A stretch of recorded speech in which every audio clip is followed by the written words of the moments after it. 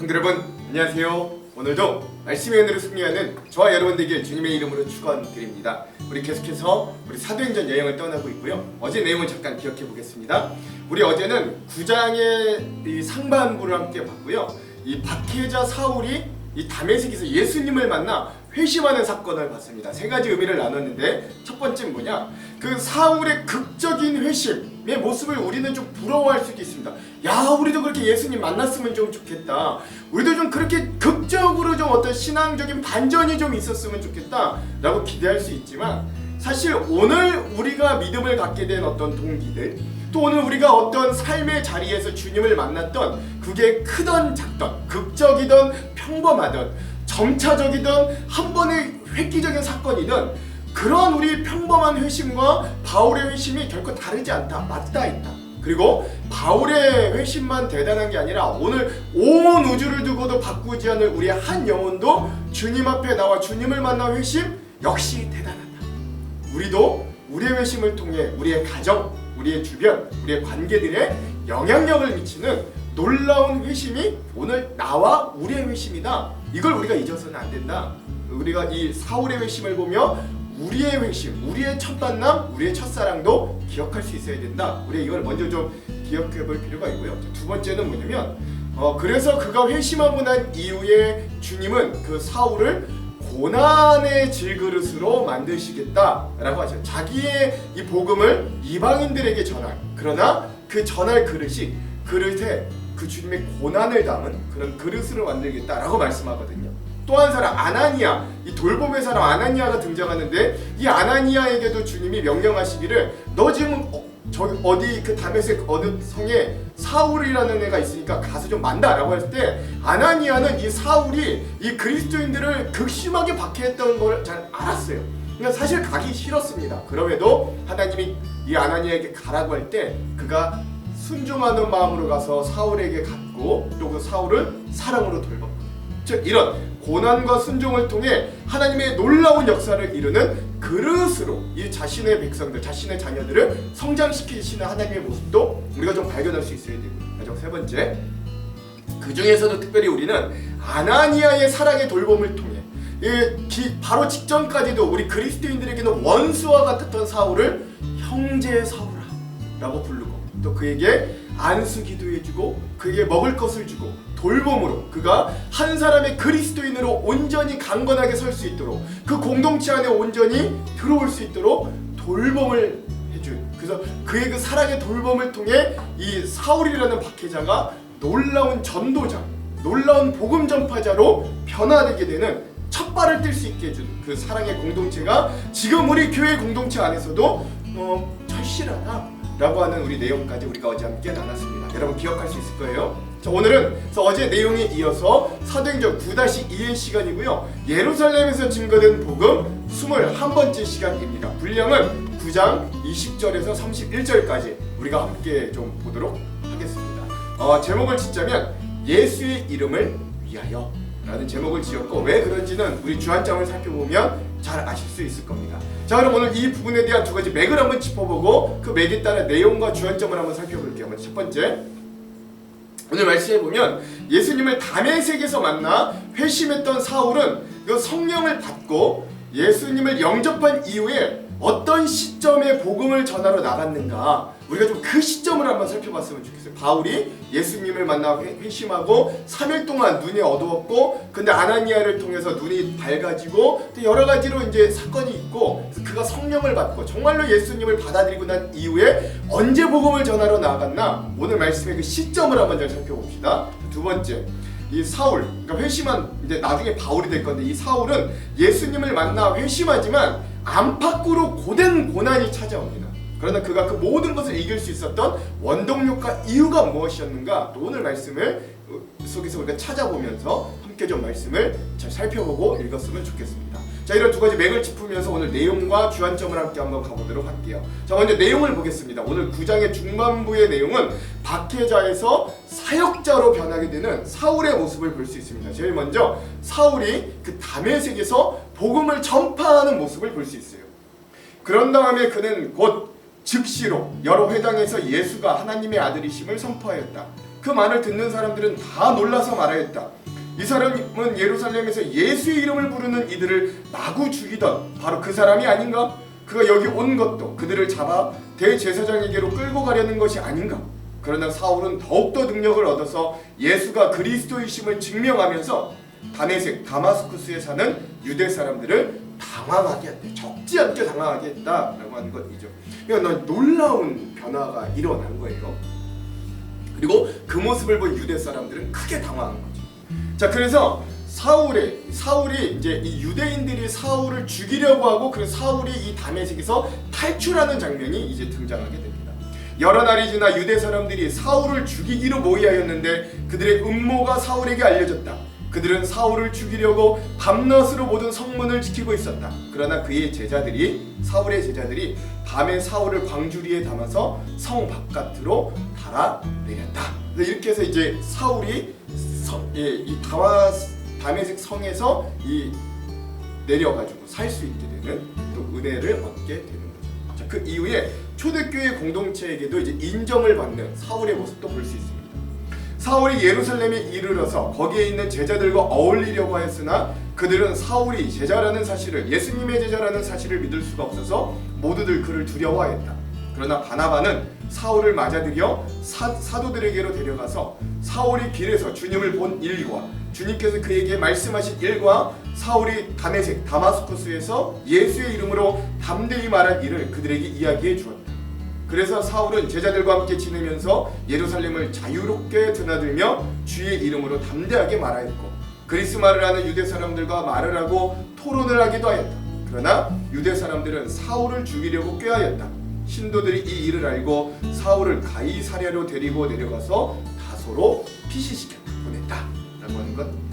그러니까 이제 사울은요, 안팎으로 어려움을 당하고 있었어요. 밖으로는 유대인들, 기존의 그 편이었던 유대인들에게 살해 위협을 당하고 있었고, 또 우리 초대교회 내부에서는 이 사울이 얼마 전까지도 극심한 박해자였기 때문에 사울을 잘 믿지 못하는 거예요. 여전히 두려워하는 거죠. 이런 안팎의 이중의 어려움이 있었습니다. 그러나 하나님은 그런 어려움 가운데 있는 사울에게 바나바라는 사람을 다시 한번 보내주시고, 그 바나바를 통해 이 사울이 초대교회 사람들에게 받아들여지게 하는, 그 공동체 안에 온전히 서게 하는, 그것도 예루살렘 교회의 공동체로 받아들여지게 하는 놀라운 은혜와 역사를 보여주시고, 또 이제 그 초대교회 사람들은 이 유대인들이 이 사울을 죽이려고 하자 가이사랴와 다소로 그를 피신시켜주는 이까지 하는 그런 모습도 우리가 함께 볼 수 있는 거죠. 그럼 오늘 말씀의 마지막으로 박해 후에도 든든히 서가는 이게 초대교회의 모습을 보여주면서 오늘 말씀이 마무리됩니다. 그러는 동안의 교회는 유대와 갈릴리아, 사마리아 온 지역에 걸쳐서 평화를 누리면서 튼튼히 서갔고, 주님을 두려워하는 마음과 성령의 위로로 정진해서 그 수가 점점 늘어갔다 라고 하면서 오늘 이 9장 중반부의 내용이 이렇게 마무리된다 라고 할 수 있겠습니다. 이후에 더 자세한 것들은 우리 주안점에서 함께 좀 나눠보도록 할게요. 자, 그럼 오늘 이 부분, 우리 사도행전 9장의 중반부 핵심 구절을 살펴보겠습니다. 세 군데예요. 20절, 22절, 31절입니다. 먼저 20절을 읽어볼게요. 즉시로 각 회당에서 예수가 하나님의 아들이심을 전파하니. 아멘. 22절입니다. 사울은 힘을 더 얻어 예수를 그리스도라 증언하여 다메섹에 사는 유대인들을 당혹하게 하니라. 아멘. 31절입니다. 그리하여 온 유대와 갈릴리아 사마리아 교회가 평안하여 든든히 서가고 주를 경외함과 성령의 위로로 진행하여 수가 더 많아지니라. 아멘. 그래서 오늘 이 주요한 이 사건들이 있던 이 본문들을 오늘 이 사도행전 9장 중반부의 핵심 구절로 삼아 보았습니다. 자, 그럼 오늘 이 부분에 대한 주안점 세 가지를 함께 나누고 오늘 말씀을 한번 읽어보도록 할게요. 먼저 첫 번째. 자, 우리는 지금 사도행전 9장을 읽고 있는데, 지금 나중에 이제 바울이 될 사울의 회심 사건을 보고 있습니다. 이 다마스쿠스, 다메섹에서 예수님을 만난 사울은 예수님을 만나고 정말로 변화되었습니다. 가짜 변화, 위선이 아니었어요. 이 예수님과의 만남은 삶을 변화시킨다는 것, 그 삶이 어떤 모습인지 우리는 바울의 삶을 통해서 이렇게 알 수 있는데요. 오늘 말씀의 20절. 즉시로 각 회당에서 예수가 하나님의 아들이심을 전파하니. 아멘. 그렇죠? 그러니까 누가 이랬다는 거예요? 바울이 그랬다는 거예요. 바울은 아나니아를 통해 몸을 회복하고 성령 세례와 물 세례를 받고 복음을 전할 준비가 끝나자 즉시로 다마스쿠스에 있는 유대인들이 모여있는 회당에 찾아갔습니다. 원래 이 바울이 다메섹에 가서 회당을 방문하려 할 때는 그는 그리스도인들을 색출해서 박해하려고 갔던 거예요. 그런데 그가 며칠 사이에 그리스도인이 되어서 복음을 그 회당에서 전파하게 된 겁니다. 그가 다메섹 회당에 섰을 때 많은 사람들은 사울이 예수 믿는 사람을 멸하러 왔을 거라고 기대했을 거예요. 예루살렘에서 박해하던 그 사실이 먼 타국에까지 이미 소문이 쫙 나 있을 정도로 사울, 나중에 바울이 될 이 사울의 악명이 대단했던 거죠. 그런데 놀라운 사실은 그가 이제 예수의 이름을 부르며 예수가 하나님의 아들이심을 회당 앞에서 당당하게 전파하는 거예요. 그러므로 바울이 같은 편이고 행동대장이라고 믿었던 유대인들이 크게 당혹할 수밖에 없었습니다. 21절에서 22절 듣는 사람이 다 놀라 말하되 이 사람이 예루살렘에서 이 이름을 부르는 사람을 멸하던 자가 아니냐, 여기 온 것도 그들을 결박하여 대제사장에게 끌어가고자 함이 아니냐 하더라.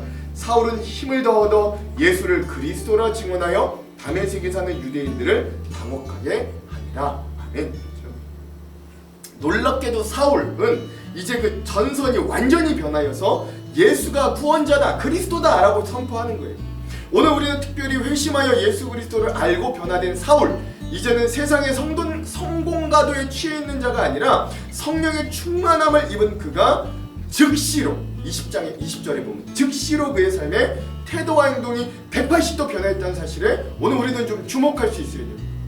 예수님의 12제자와 사도 바울은요, 사실 평행 이론이다 싶을 정도로 태생도 다르고 환경도 다르고 배경도 다르고 그들이 가지고 있던 사회적 지위도 전혀 달랐던 사람입니다. 그러나 12사도와 사도 바울, 그러니까 즉 오늘 말씀에 나오는 사울의 유일한 공통점이 있는데, 그것은 그들이 예수님을 만나고 즉시로 순종하고 즉시로 변화된 삶으로 용감하게 뛰어들었다라고 하는 점은 12사도와 바울이 유일하게 공통점이었던 거예요.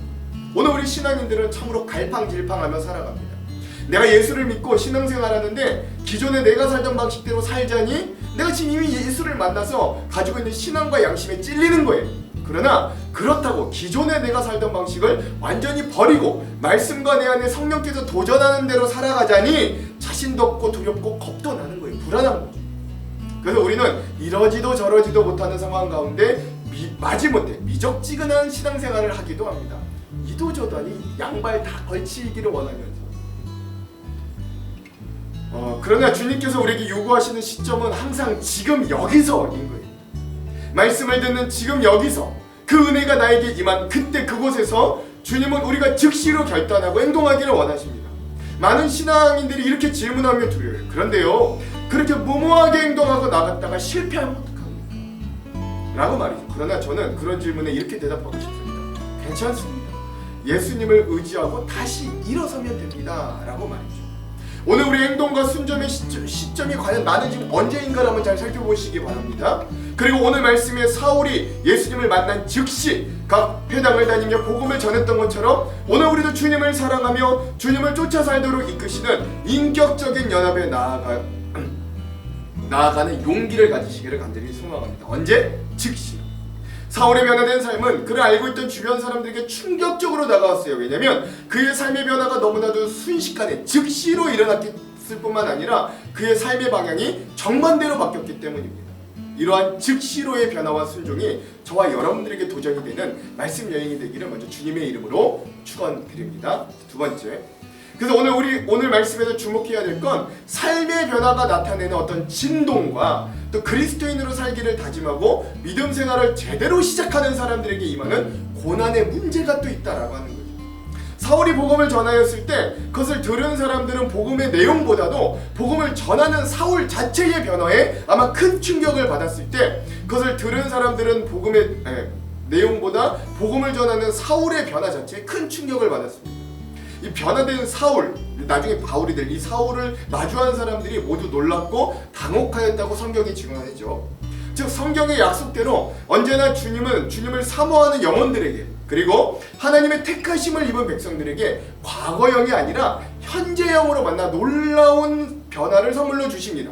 그리고 주님을 만난 사람들은 예외 없이 변화된 삶을 즉각적으로 살아가게 됩니다. 이것이 예수를 진정 영접하고 삶의 변화를 입은 자들이 주변에 끼치는 진동입니다. 이런 분들이 한둘이 아니에요. 그러나 한편 반대편에 있는 유대인들의 입장에서는 기가 찰 노릇입니다. 자신들을 대표해서 기독교를 멸절하던 자였는데 갑자기 그 사울이 예수를 메시아 그리스도라고 전하고 있기 때문입니다. 심지어 사울은 자신이 그리스도인을 박해했던 그때보다 더 열정적으로 복음을 전합니다. 그러자 어떻게 돼요? 이제는 상황이 180도 바뀝니다. 23절에서 25절. 여러 날이 지나면 유대인들이 사울을 죽이기를 공모하더니 그 계교가 사울에게 알려지니라. 그들이 그를 죽이려고 밤낮으로 성문까지 지키거늘 그의 제자들이 밤에 사울을 광주리에 담아 성벽에서 달아내리니라. 아멘. 자, 유대인들이 이제 바울을 죽이려고 합니다.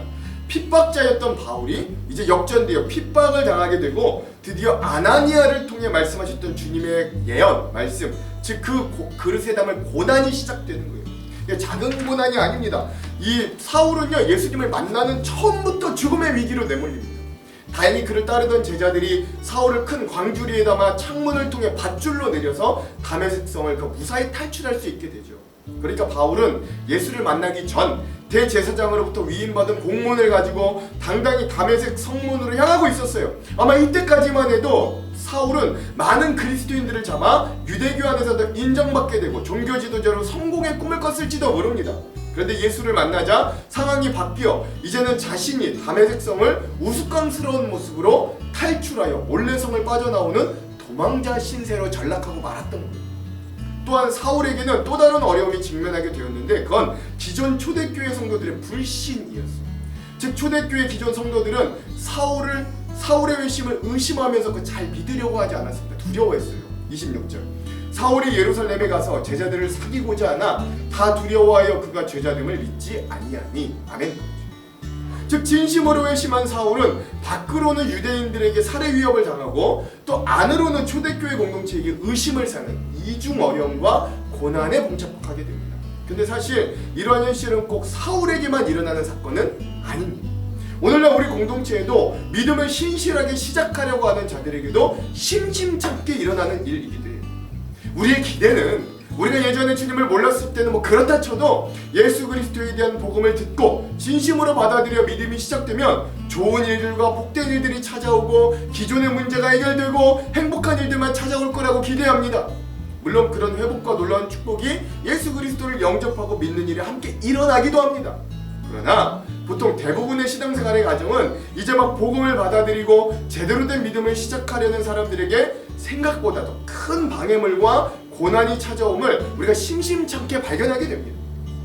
그럼에도 불구하고 오늘 우리가 기억해야 할 것은 우리를 꼭 배신하는 것 같은 이 신앙생활 중에 그것도 초기에 이 고난이 찾아옴이 아니라 그 가운데서도 그 고난 가운데서도 믿음으로 이길 수 있는 동역자들을 붙여주시고 그 믿음의 고난을 통해 신앙의 공동체가 더욱 하나 되고 똘똘 뭉쳐 그 어려움을 이겨내게 하시는 하나님의 은혜입니다.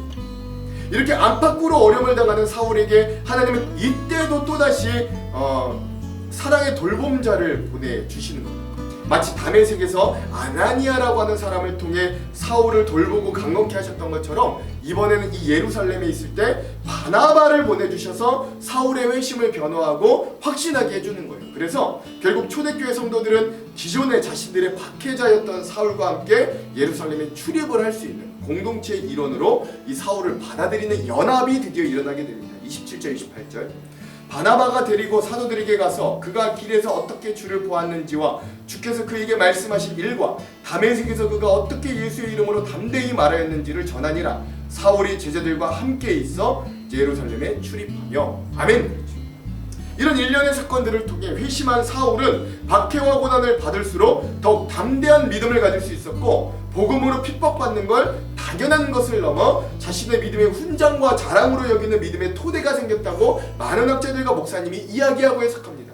그리고 이 모든 어려움과 고난의 결과가 결국 31절로 귀결됐는데요. 31절은 이래요.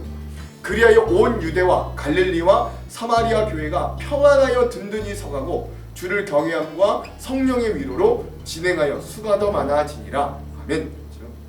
즉 오늘 우리들이 믿음 생활하면서 예상치 못했던 고난과 하나님이 마치 나를 배신하는 것 같은 어려운 상황에 처한다 할지라도 하나님을 끝내 신뢰하며 믿음 생활을 통해 나에게 다가온 고난을 오히려 믿음의 성장의 기회로 여기고 끝내 십자가를 붙들 때 우리에게도 도울 자를 보내주시고 함께 이겨낼 공동체를 허락해 주실 하나님의 사랑과 은혜를 기대하고 또 더욱 믿음으로 나아가는 저와 여러분 되기를 여러분 저는 도전합니다. 결국 예수의 이름이 우리를 승리케 하심을 믿으며 오늘도 때론 어려움과 갑자기 찾아오는 어떤 이해할 수 없는 고난의 상황 중에서도 함께 손잡고 기도하며 이 믿음의 길을 같이 걸어갈 수 있는 우리 성도들, 우리 공동체, 우리 사람들을 기억하며 승리할 수 있는 우리 모두가 되기를 간절히 소망합니다. 자, 마지막 세 번째, 오늘 말씀에는 특이하게도 예수의 이름, 그 예수님의 이름이라는 단어가 사도행전 9장에만 해도 벌써 6번이 나오는데요. 여러분 이 말씀들을 보면 알겠지만 14절에 주의 이름, 이거 예수의 이름, 15절에도 내 이름, 예수의 이름, 16절에도 내 이름, 예수의 이름, 21절에도 이 이름, 예수의 이름, 27절에는 직접적으로 예수의 이름, 29절에도 예수의 이름이라고 하는 모두 예수의 이름을 좀 다르게 표현하고 있지만 총 6번 다 같은 말, 예수의 이름이다 라는 말이 등장하는 거예요. 오늘 말씀 여행의 제목을 예수의 이름을 위하여 라고 정한 것도 이 모든 성경 말씀을 통틀어 사도행전 9장에서 예수의 이름이라는 단어가 가장 많이 나오는데 이게 착안한 겁니다. 바울이라는 사람이요, 전에는 이 사울이었던 사람은 예수의 이름하면 경기를 일으킬 정도로 증오했고 그 이름을 부르는 사람을 용서할 수 없는 사람이었어요. 그런데 그가 예수의 이름을 부르고 예수의 이름으로 말합니다. 예수의 이름을 위하여 고난을 자청합니다. 그러면서 그가 복음을 전하고 변론하는 대상이 나오는데요, 보통의 유대인들이 아니라 그 사람들이 헬라파 유대인, 즉 이방 지역에 살고 있던 디아스포라 유대인들이었어요. 그러니까 쉽게 말씀드리면 이스라엘 사람인데 외국에 흩어져 살고 있던 동포, 디아스포라 유대인들, 동포였고 그들이 외국말도 잘하던 사람들입니다. 스데반은 이런 헬라파 유대인들을 사역했던 사람입니다. 스데반이 설교하기 전에도 헬라파 유대인들과 논쟁이 있었고 그것이 원인이 되어서 죽임을 당하기도 했어요. 스데반 집사님. 바울이 그 스데반의 사역을 계속해서 담당했던 건 우연이 아닌 거예요. 그렇죠? 그 스데반 집사님이 그렇게 헬라파 유대인들과에게 복음을 전하는 일을 이 사울이 이어받았던 건 우연이 아니에요. 하나님의 아들 예수를 만나자 스데반 집사의 죽음에 전적으로 동의했던 이 바울 자기 자신이 씻을 수 없는 범죄를 저질렀다는 걸 알게 됩니다. 그 죄가 이 사울을 짓눌렀을 겁니다. 그리고 바울은 순교자 스데반의 뒤를 따르는 게 그의 죽음이 헛되지 않는 것이고 그 사역을 예수님이 원하고 있다는 것도 알고 있었던 거죠. 그 예수의 이름을 위하여 많은 고난을 받아야 한다. 이 말씀의 의미는 고난의 종착이 바로 죽음, 순교라는 걸 이 바울도 예상하지 못했을 리가 없었던 거예요. 그것이 예수를 만난 대가였습니다. 근데 여러분 이거 생각해보면 좀 말도 안 되죠. 예수를 만났더니 축복이 아니라 고난의 삶이 펼쳐지고 그 끝이 죽음, 순교라니. 여러분 우리는 예수의 이름으로 기도하고 예수의 이름으로 축복하고 예수의 이름으로 능력도 행하지만 바울과 같이 예수님 때문에 우리의 삶에 고난이 펼쳐져 있기도 합니까? 또 우리는 이 시간 예수님의 이름을 위하여 정말 살고자 하는 마음이 내게 있는지 스스로 질문해 볼 수 있어요. 나는 예수를 만나고 정말 예수의 이름을 위하여 실제로 살고 있는가? 그게 때론 고난으로 다가오고 때론 나를 죽이기까지 하는 일로 온날지라 내가 그렇게 할 수 있는가 한번 기억해야 됩니다. 그래서 예수의 이름을 위해 산다는 의미는 이제 기존의 나는 죽겠다는 의미이고 또한 예수의 이름을 위하여 때론 고난도 의미 있게 받아들이겠다라고 하는 의미이고 예수의 이름을 위하여 산다는 건 예수의 이름을 위하여 언제든지 깨질 수 있는 내가 질그릇으로 살겠다. 더 이상 금그릇, 은그릇이 아니라 예수를 위해서 언제든 깨질 수 있는 질그릇으로 살겠다라는 의미이거든.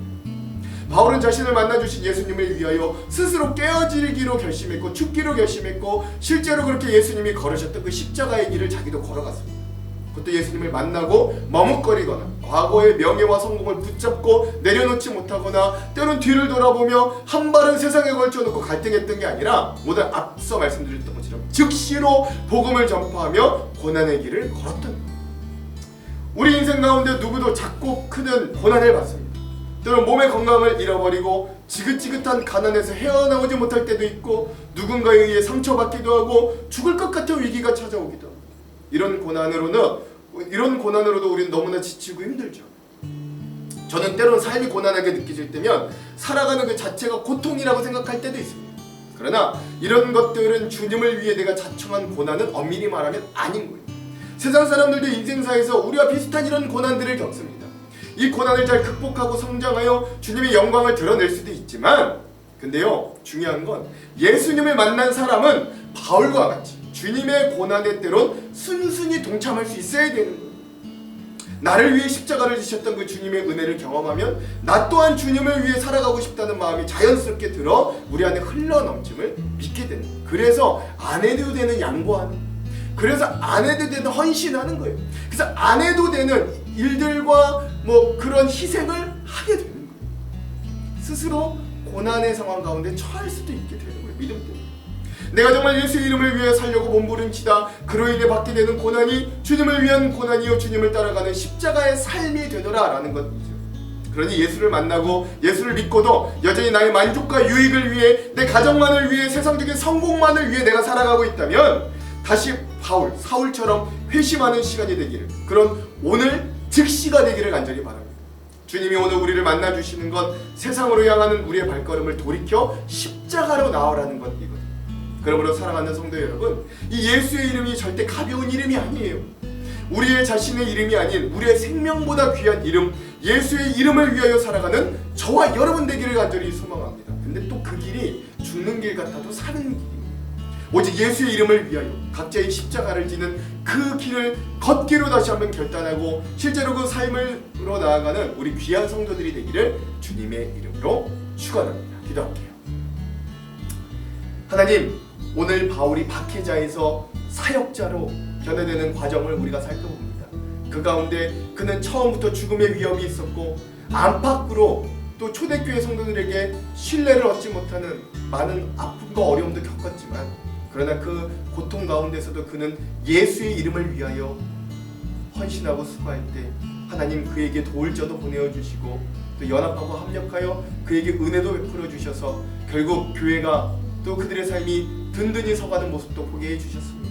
오늘 우리의 삶도 때론 예수의 이름을 위하여 희생하고 헌신하지만 때로는 고난도 받지만 그래도 그 고난을 기쁘게 여기며 주님을 끝까지 사랑하며 섬길 때 우리를 사랑하시는 주님, 우리를 회복하시는 주님, 우리에게 좋은 공동체와 함께 이겨낼 사람들을 보내주시는 주님을 알게 하시고 또 우리도 바울과 초대교회처럼 승리할 수 있도록 인도하여 주시옵소서. 그렇게 하실 주님을 기대하며 예수님 이름으로 기도합니다. 아멘. 그럼 사랑하는 성도 여러분, 오늘 하루도 말씀으로 승리하십시오. 사랑하고 축복합니다. 화이팅! 사울이 다메섹에 있는 제자들과 함께 며칠 있을새 즉시로 각 회당에서 예수가 하나님의 아들이심을 전파하니 듣는 사람이 다 놀라 말하되, 이 사람이 예루살렘에서 이 이름을 부르는 사람을 멸하려던 자가 아니냐? 여기 온 것도 그들을 결박하여 대제사장들에게 끌어가고자 함이 아니냐? 사울은 힘을 더 얻어 예수를 그리스도라 증언하여 다메섹에 사는 유대인들을 당혹하게 하니라. 여러 날이 지나매 유대인들이 사울 죽이기를 공모하더니 그 계교가 사울에게 알려지니라. 그들이 그를 죽이려고 밤낮으로 성문까지 지키거늘 그의 제자들이 밤에 사울을 광주리에 담아 성벽에서 달아내리니라. 사울이 예루살렘에 가서 제자들을 사귀고자 하나 다 두려워하여 그가 제자됨을 믿지 아니하니 바나바가 데리고 사도들에게 가서 그가 길에서 어떻게 주를 보았는지와 주께서 그에게 말씀하신 일과 다메섹에서 그가 어떻게 예수의 이름으로 담대히 말하였는지를 전하니라. 사울이 제자들과 함께 있어 예루살렘에 출입하며 또 주 예수의 이름으로 담대히 말하고 헬라파 유대인들과 함께 말하며 변론하니 그 사람들이 죽이려고 힘쓰거늘 형제들이 알고 가이사랴로 데리고 내려가서 다소로 보내니라. 그리하여 온 유대와 갈릴리와 사마리아 교회가 평안하여 든든히 서가고 주를 경외함과 성령의 위로로 진행하여 수가 더 많아지니라.